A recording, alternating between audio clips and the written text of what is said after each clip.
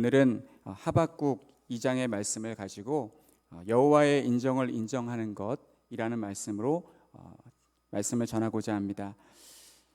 오늘 이 본문 말씀을 보면 하박국 선지자가 하나님에게 질문을 던지고 그에 대해서 하나님께서 응답해 주시는 그러한 내용으로 되어 있습니다. 이 응답을 받은 하박국 선지자는 3장으로 넘어갈 때 너무나 감격해서 하나님께 감사와 찬송을 드리고 있는 것을 보게 됩니다. 2장 말씀을 통해서 우리가 깨달을 수 있는 것은 신앙생활도 이 하박국 선지자처럼 해야겠다라는 생각이 들었습니다. 신앙생활을 덮어놓고 무조건 믿자고 하면 빨리 성장하지만 깊이 알 수 없게 되고, 의문을 가지고 알고자 하면 느리게 성장하지만 깊이 알게 됩니다.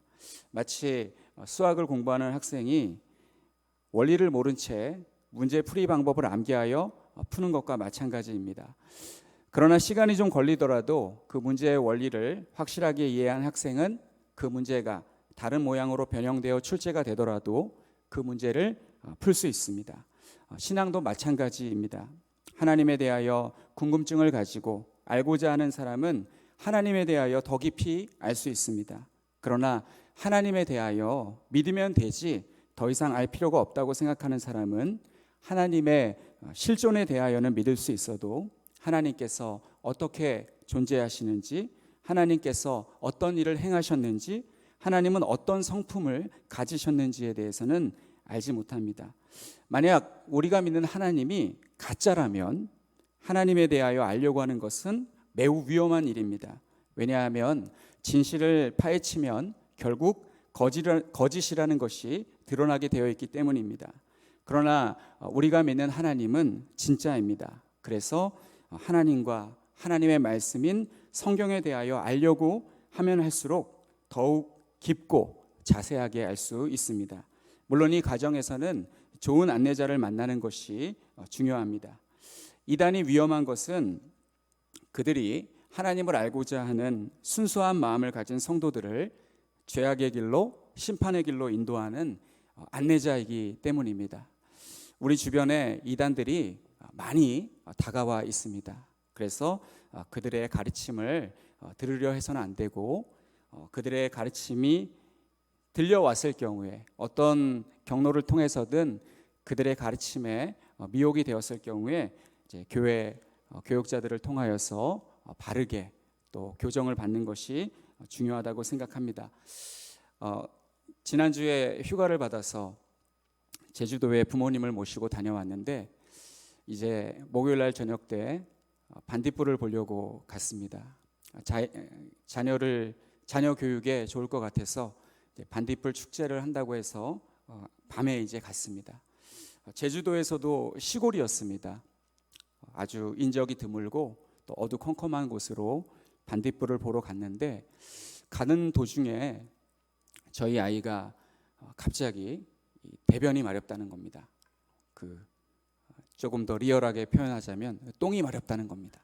그래서 막 배를 움켜잡고 당장이라도 쌀 것 같이 그렇게 말을 하길래 이제 가다가 중간에 차를 세워서 어디 볼일을 볼 수가 없는 그런 상황이었습니다. 어두컴컴하고 인적도 없고, 그러던 중에 불빛이 환한 어떤 그 센터 같은 곳이 있어서 가다가 멈췄습니다. 가다가 멈춰서 보니까 왕국회관이었습니다. 여호와의 증인들이 예배드리는, 그들이 집회를 가지는 왕국회관이었습니다. 그래서 고민이 되었습니다. 내가 제 아이이지만 만약 제가 똑같은 상황이었다면 내가 바지에다가 똥을 쌀지언정 절대로 저곳에 가서 신세지지 않겠다, 이런 생각도 들었지만, 저들이 잘못된 거지 내가 잘못된 건가? 라는 생각을 가지고 제 아내에게 시켜서 얼른 들어가서 볼일 보고 오라고, 아이를 데리고 갔다 오라고 해서 들여보내고 그 차 안에서 이렇게 가만히 그들이 집회하는 것을 옆에서 보았습니다. 옆에서 보았는데 굉장히 진지하게 앞을 응시하면서 누군가 막 설명하는 것을 듣고 있었습니다. 그리고 인적이 드문 곳이고 또 대중교통이 없는 곳이라서 그 주차장에 아주 좋은 차들이 질비하게 꽉 차서 주차가 되어 있었습니다. 그 모습을 보면서 저들은 이단인데도 목요일 밤에, 우리는 수요일 날 모이지만 저들은 목요일 밤에 모여서 무언가를 열심히 듣고 배우고 있는 것을 보았습니다. 한국 교회가 전체가 저들을 이단이라고 손가락질하는데 저들은 도대체 그런 비판을 받으면서도 자기들끼리 저렇게 모여서 무엇을 배우는 것일까, 그런 생각이 들었습니다. 그리고 한편으로는 대단하다는 생각도 들었습니다. 금쪽 같은 시간을 내어서 그 시간에 무언가를 배우고 있는 것이 대단해 보이기도 했습니다. 그러면서 내가 여호와의 증인에 대해서 얼마나 알고 있지? 라는 생각이 들었는데, 옛날에는 조금 공부를 좀 한 적이 있었습니다. 교회에서 이단 경계주일 때 그 목사님께서 특강을 좀 준비해 보라고 해서 이단들을 연구해서 성도들에게 가르쳤던 그런 적이 있어서 간략하게는 알고 있는데 다 까먹어서 지금은 성도들이 여호와의 증인이 무엇이 잘못됐습니까? 라고 물어보면 자세하게 설명을 해줄 내용이 없었습니다. 그래서 앞으로 시간을 가지고 우리 주변에 있는 신천지라든가 구원파, 여호와의 증인, 제7일 안식교, 그 외에 많은 이단들이 있는데 조금씩 그 공부를 해둬야 성도들이 뭔가 물어볼 때 이러이러한 점이 성경적이지 않고 잘못되었고 또 왜곡해서 해석하는 것입니다. 그렇게 설명해 주어야겠다라는 생각이 들었습니다. 자, 이렇게 우리가 하나님에 대해서 제대로 알고 배우려면 정통 교회에서, 올바른 교회에서 신앙생활을 하면서 또 우리 교육자들의 안내를 받으면서 믿음 생활을 해야 될 줄로 믿습니다. 하박국 선지자는 하나님을 대면하여 진실을 파헤쳐 보고자 했던 사람입니다. 하나님은 하나님의 뜻을 궁금해하는 하박국 선지자에게 자신의 생각과 뜻을 알려주셨습니다.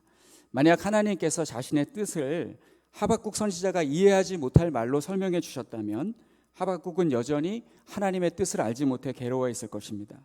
그러나 하나님은 하박국이 이해할 수 있는 말씀으로 쉽고도 간결하게 하나님의 뜻을 알려주셨습니다. 하나님은 우리에게 우리가 이해할 수 없는 우리가 이해할 수 있는 우리의 언어로 하나님의 말씀을 알려주셨습니다. 그래서 우리는 성경 66권을 부지런히 읽고 묵상하고 연구하면 하나님을 더욱 깊이 깨달아 알 수 있게 됩니다. 하박국 2장 말씀이 주는 교훈은 하박국 선지자의 물음에 대한 하나님의 대답입니다. 1장에서도 하나님께서 응답해 주셨지만 하박국은 이에 만족하지 못하고 때는 이때다 싶었는지 재차 질문하였습니다. 하박국 선지자의 질문의 요지는 악한 자가 득세하고 불의가 판을 치는데도 왜 하나님은 침묵하시는가 였습니다. 하박국 선지자가 활동하던 시기는 이스라엘 역사상 가장 훌륭한 왕이었던 요시야 왕이 애굽에서 전사하고 요시야 후대의 왕인 여호야김 왕이 온갖 불의와 제약을 행하던 시기였습니다. 우리가 이 내용은 열왕 이야기 말씀을 들었을 때, 요시야 왕에 대한 말씀을 들었을 때 이미 들은 내용입니다. 이스라엘의 악한 지도자들은 나라가 피폐해진 원인이 요시야 왕이 우상을 척결한 결과 이 모양이 되었다라고 하며 다시 우상을 섬겨야 한다고 백성을 미혹하였습니다. 요시야 왕이 전사했습니다. 저도 성경 말씀을 보면서, 열왕기의 말씀을 보면서 요시야 왕이 행한 그 행적들을 보면서 얼마나 속이 후련했는지 모릅니다. 그래, 나라는 이렇게 다스려야 하고 우상은 이렇게 없애야 하고 정말 율법을 준수하고 또 하나님의 그 말씀대로 그 나라를 다스리려고 하는 그 요시야 왕이 너무 멋져 보였습니다. 그런데 허망하게 요시야 왕이 죽는 모습을 보고 정말 마음이 안타까웠습니다. 이 말씀을 읽는 저도 그런데 당시에 그 시대를 살았던 하박국 선지자의 마음은 얼마나 더 혼란스러웠겠습니까? 이렇게 요시야 왕이 죽자 이스라엘의 악한 지도자들이 매우 혼란스러워진 이 상황에서 다시 우상을 섬겨야 된다고, 우상 안 섬겨서 이렇게 됐다고, 요시야 왕이 저렇게 죽지 않았냐고 그렇게 백성을 미혹하였습니다. 이스라엘의 악한 세력이 득세하고 이스라엘보다 더 악한 자들인 갈대아인의 침공 앞에서 하박국은 하나님께 어찌하여 이런 일이 있을 수 있습니까? 라고 부르짖었습니다. 그러자 하나님은 하박국 선지자에게 네가 감히 피조물 주제에 하면서 당돌하다고, 주제넘다고 그를 책망하지 않으시고 그의 질문에 답변해 주십니다. 원래 훌륭한 교사는 제자의 날카롭고 어려운 질문에 쉽게 답변해 주는 교사입니다. 반대로 실력이 없는 교사는 제자가 어려운 질문을 하면 도리어 태도를 문제 삼아 화를 내는 경우가 많습니다. 하나님은 인간이 궁금해하는 모든 것을 대답해 주실 수 있는 분이시기에 2절 말씀을 시작으로 하박국 선지자에게 답변해 주십니다. 2절 말씀을 보면 여호와께서 내게 대답하여 이르시되 너는 이 묵시를 기록하여 판에 명백히 새기되 달려가면서도 읽을 수 있게 하라. 너는 이 묵시를 기록하여 판에 명백히 새기되 달려가면서도 읽을 수 있게 하라. 분명히 기록하라는 말씀입니다. 그리고 이 말씀은 이렇게도 번역이 됩니다. 묵시를 기록하여 판에 명백히 새기라. 그러면 그것을 읽는 자가 달릴 것이다. 하박국이 기록한 이 말씀을 보는 모든 사람은 모두 14절에 있는 말씀처럼 여호와의 영광을 인정하게 될 것입니다.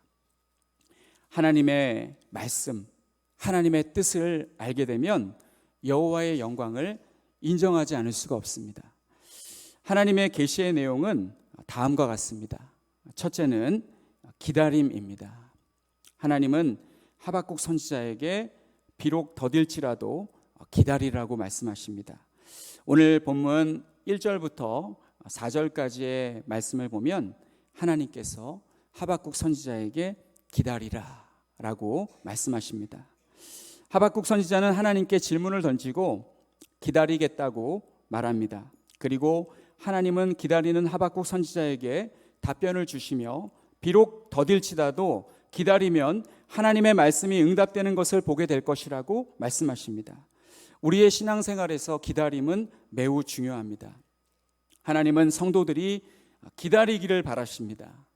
기다림의 반대말은 조바심 내지는 조급함입니다. 옛말에 앓느니 죽지라는 속담이 있습니다. 앓는 고통이 너무 크고 성가셔서 차라리 죽는 편이 낫겠다라는 뜻입니다. 이 정도로 한국 사람은 성미가 급해서 기다리는 것을 잘 못합니다.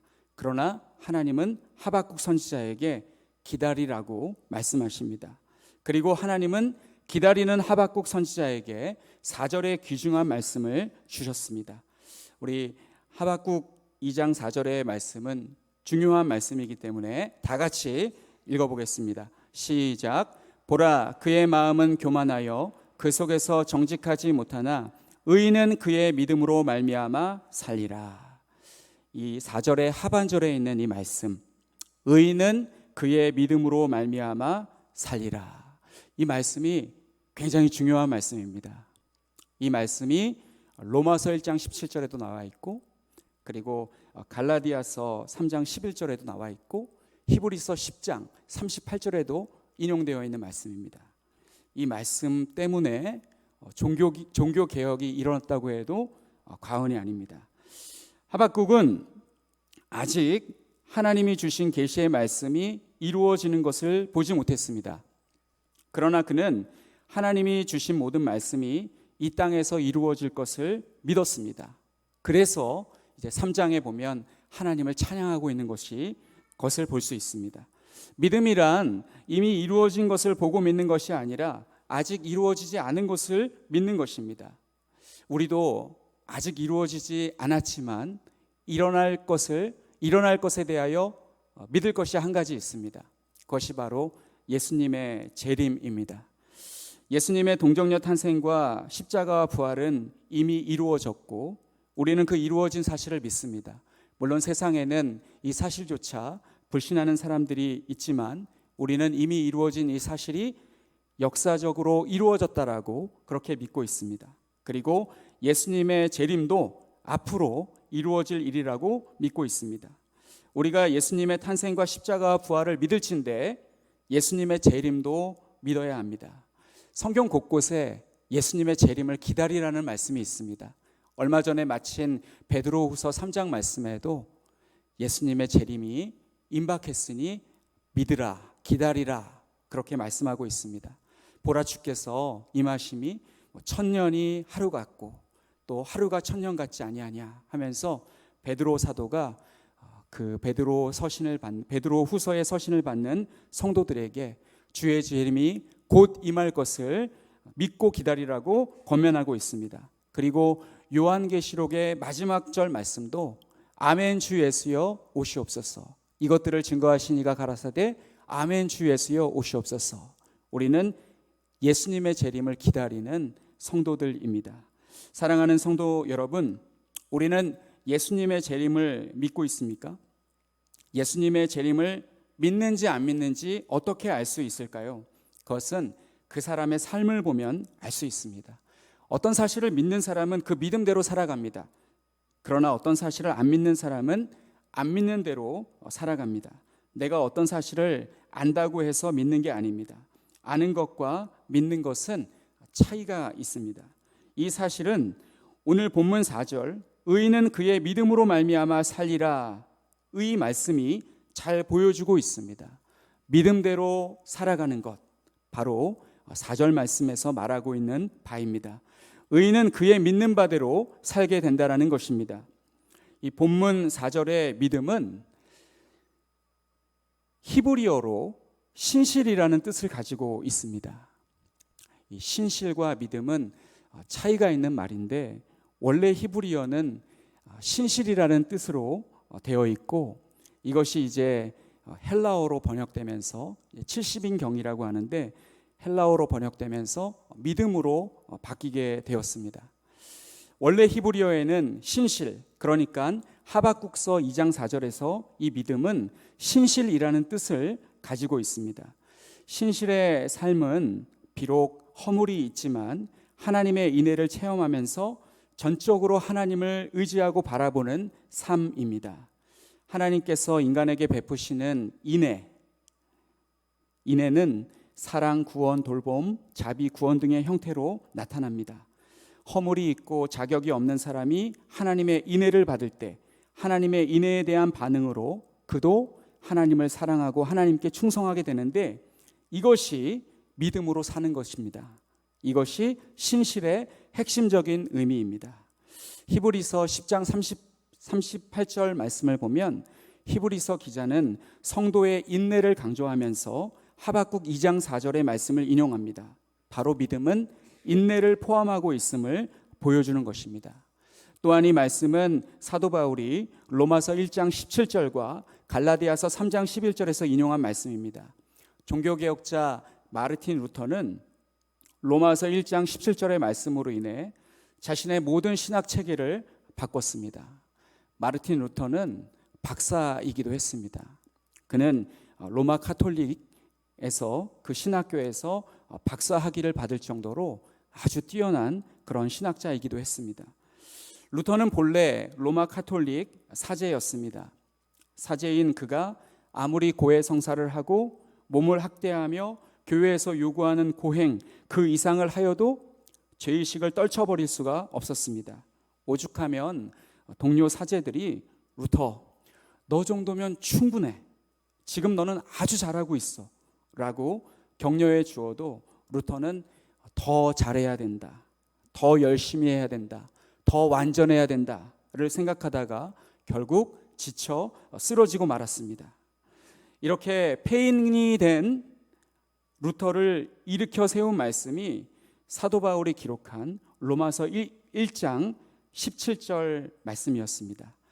로마서 1장 17절 말씀을 한번 찾아서 읽어보겠습니다. 복음에는 하나님의 의가 나타나서 믿음으로 믿음에 이르게 하나니 기록된 바 오직 의인은 믿음으로 말미암아 살리라 함과 같으니라. 이 말씀이 루터를 완전히 변화시켰습니다. 루터는 이 말씀을 통해서 고행과 금식과 기도가 사람을 의롭게 만드는 것이 아니라 그리스도를 믿는 것이, 바로 이 믿음이 자신을 의롭게 한다는 것을 깨닫게 되자 그동안 짊어지고 있었던 수고하고 무거운 짐을 내려놓을 수가 있었습니다. 이렇게 이 기다림을 통해서 하박국 선지자가 받은 이 4절의 말씀이 오늘 본문의 첫 번째 교훈입니다. 두 번째로 하박국 선지자에게 답변해 주신 하나님의 말씀은 5절로부터 20절까지의 말씀입니다. 하박국은 갈대아인을 향한 하나님의 5가지 심판 메시지를 듣습니다. 본문에 나와 있는 이 악인들, 이 악한 자들은 갈대아인도 해당되지만 이스라엘 내에 있는 악한 자들도 해당이 되는 말씀입니다. 5가지 심판 메시지를 찾을 수가 있는데 생각보다 쉽게 찾을 수 있습니다. 어떤 단어가 있냐면 화 있을진저라는 단어가 있습니다. 화 있을진저가 정확하게 5번 나옵니다. 그래서 이 화 있을진저 그 주변의 말씀을 보면 5가지 심판을 쉽게 찾을 수가 있습니다. 먼저 6절 말씀에 보면 그 무리가 다 속담으로 그를 평론하며 조롱하는 시로 그를 풍자하지 않겠느냐 곧 이르기를 화 있을진저 자기 소유 아닌 것을 모으는 자여 언제까지 이르겠느냐 볼모 잡은 것으로 무겁게 짐진 자여. 이 첫 번째 하나님의 심판 메시지는 자기 것이 아닌 것을 모으는 자는 화 있을진저라고 말씀합니다. 이 6절에 이 볼모란 이 담보물을 가리킵니다. 이 담보물을 가지고 막대한 이자를 받아내는 그러한 사람들이 하나님 앞에 심판의 대상입니다. 그리고 이 두 번째 9절 말씀에 보면 또 화 있을진저가 나옵니다. 재앙을 피하기 위하여 높은 데 깃들이려 하며 자기 집을 위하여 부당한 이익을 취하는 자들에게 화 있을진저. 자기 집을 위하여 부당한 이익을 취하는 자들에게도 화가 있을 것이다. 이렇게 이 악한 자에 대한 하나님의 심판 메시지가 계속해서 나오고 있습니다. 이 부당한 이익을 취하는 자는 화 있을진저. 그들은 이 부당한 이익을 취하여서 높은 데 거주하기 위하여 담에다가 돌을 쌓았습니다. 그런데 11절 말씀에 보니까 그 담에 돌이 부르짖고 집에서 들보가 응답하리라 라고 말씀합니다. 이 말씀은 그 돌이 부르짖는다라는 말씀은 신약 성경에 누가복음 19장 40절에도 나와 있는 말씀입니다. 예수님께서 예루살렘 성에 입성하실 때 수많은 사람들이 종려나무 가지와 겉옷을 바닥에 펴며 호산나 다윗의 자손이여 찬송하리로다 주의 이름으로 오시는 이여 가장 높은 곳에 호산나 하더라 라고 외칠 때 바리새인들이 예수님에게 제자들을 책망하시라고 요청하였습니다. 그러자 예수님께서 이렇게 대답하셨습니다. 대답하여 이르시되 내가 너희에게 말하노니 만일 이 사람들이 침묵하면 돌들이 소리 지르리라 하시니라. 저는 처음에 예수님께서 그냥 돌들이 소리 지를 것이다, 이 사람들을 진정시키고 말 못하게 하면 돌들이 소리 지를 것이다, 그렇게 말씀하신 것인 줄로만 알았는데 이 구약 성경의 말씀을 예수님은 이미 알고 계셨고 그 말씀을 인용하여서 돌들이 소리 지를 것이다라고 말씀하신 것입니다. 그리고 세 번째 이 화 있을진저, 이 말씀은 12절에 나와 있습니다. 피로 성읍을 건설하며 불의로 성을 건축하는 자에게 화 있을진저. 민족들이 불탈 곳으로 수고하는 것과 나라들이 헛된 일로 피곤하게 되는 것이 만군의 여호와께로 말미암음이 아니냐라고 하면서 이 피로 성읍을 건설하며 불의로 성을 건축하는 자에게 화가 있을 것이라고 말씀합니다.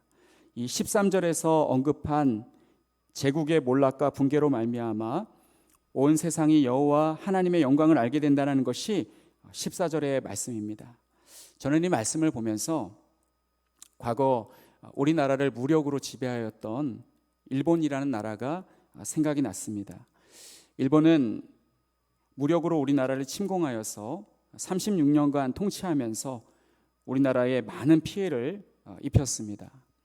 당시에 일본이 얼마나 국력이 강했었냐면 많은 사람들이, 많은 독립운동가들이 끝까지 정절을 지키지 못하고 배반하고 말았는데, 그들의 말을 들어보면 일본이 그렇게 쉽게 패망할 줄 몰랐다라는 것이었습니다.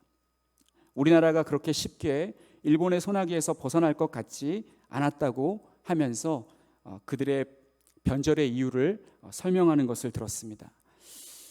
그러나 일본은 계속해서 우리나라뿐만 아니라 우리나라를 볼모 삼고 인도네시아, 동남아까지 계속해서 세력을 확장하다가 미국과도 또 전쟁이 일어나고 결국 1945년 8월 6일 원자폭탄에 의해서 완전히 패망하고 말았습니다.